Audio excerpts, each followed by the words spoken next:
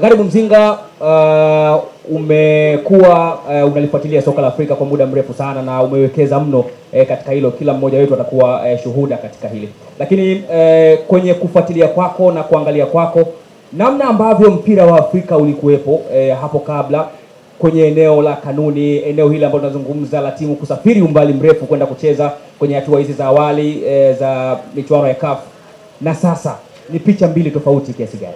Yeah. Kuna picha tofauti kubwa sana ambayo tunaiona hapo ndani. Na eneo la kwanza, Rais Engineer Hersi amezungumzia swala la kutoka eneo moja kwenda eneo jingine la karibu, kwa maana ndani ya zoni hiyo hiyo au zoni ya karibu, kwa maana ya kupunguza gharama za safari, logistics za safari. Tunafahamu kuhusu logistics zetu wa Afrika. Lakini kuna eneo jingine la mashabiki, sawa? Msimu juzi Young Africans ilikwenda Rwanda kucheza mechi dhidi ya El Merreikh kama nakumbuka vizuri. Waliondoka hapa na idadi kubwa mashabiki na wanachama kwenda kwenye ile mechi. Kwa nini? Kwa sababu ilikuwa Rwanda, sio? Msimu huu wanafanya logistics za kwenda Malawi.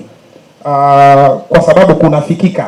Umeona wao rais Lakini Azam wenyewe wanakwenda Zanzibar. Zanzibar kwenye muktadha wa football tunatengana nao kwa maana ya uwakilishi wetu kwenye CAF, wanajitegemea. Kwa hiyo kuna ukaribu, na hii ni zoni moja kwa maana ya Azam na KMKM wote wanatokea ndani ya Sekafa. Wote ni wawakilishi wa Sekafa. Kwa hiyo kuna urahisi katika hayo mazingira, lakini pia masuala ya kijiografia ya hali ya hewa. Sisi hapa na Malawi hakuna tofauti mkubwa wa mazingira ya hali ya hewa, tofauti na Misri kwa mfano. Au mataifa ya Afrika Kaskazini ambayo yana utofauti wa mazingira yao, labda mchana joto kali, usiku kunakuwa na baridi kali, si ndio? Kwa hiyo ni vitu ambavyo vinatofautiana kizoni na sisi. Kwenye eneo la faida ya kucheza kwa zoni moja, yani timu za zoni moja au zoni ya karibu kwa maana ya kanda moja na kanda nyingine, kuna faida pia katika kuupeleka mpira katika maeneo mengi. Kwa sababu tunapokuwa na klabu nyingi group stage kutoka katika zoni zote, sisi Afrika tuna zoni 5 za kimpira. Zoni 6 kwa maana ya Afrika Magharibi imegawanyika mara mbili, wafu A na wafu B.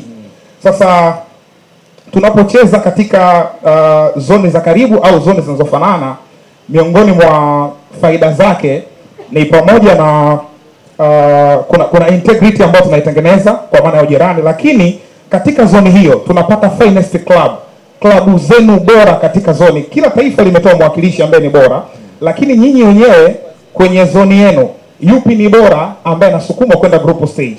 Tumeshawahi ku-experience tangu mwaka 2017 CAF kwa mara ya kwanza wanaingiza timu 16 kwenye group stage. Tumewahi ku-experience klabu, kuna zoni hazitoi timu kwenye group stage. Kwa mfano, hiyo mwaka 2017 hatukuwa na timu kutoka West Africa kwenye group stage ya Champions League. 2019 na 20 hatukuwa na timu kutoka West Africa kwenye group stage. 2021-22 hatukuwa na timu kutoka UNIFAC, yani ukanda wa kati kisoka, kwenye group stage. Na ndio ni ukanda ambao una timu nyingi kubwa, wakiwemo Tupi Samazembe, timu yangu hiyo, na haikuwepo kwenye group stage ya Champions League. Hapa naipiga picha kubwa zaidi Champions League kwa sababu ndo mashindano ambayo kwa asilimia kubwa yanatoa mabingwa, na yale mataifa 12 na wakilishwa na timu ya pili ambayo ni mataifa bora. Kwa hiyo kimsingi msimu uliopita kwa mfano wa 2024-25 ikiwa tayari ACA ipo inafanya kazi, ipo active, tumeshuhudia zoni zote 6 zikitoa wawakilishi. Hiyo Afrika Magharibi ambayo ilikuwa kistruggle kwa muda mrefu, walitoa timu 2, Stade Abidjan kutoka Ivory Coast, Joliba Athletic Club kutoka Mali, walikuwa kwa group stage. Ukanda wa Sekafa kulikuwa na Hilali, ilikuwa Young Africans kwenye Champions League, si ndio? Ukienda ukanda wa kaskazini, of course uko tusizungumzie, wao ndio hata bingwa wenyewe wamemtoa wao. Tukija katika ukanda wa kusini pia walikuwa na Sagrada Esperança, sijui walikuwa na timu za South Africa, the like of Orlando Pirates.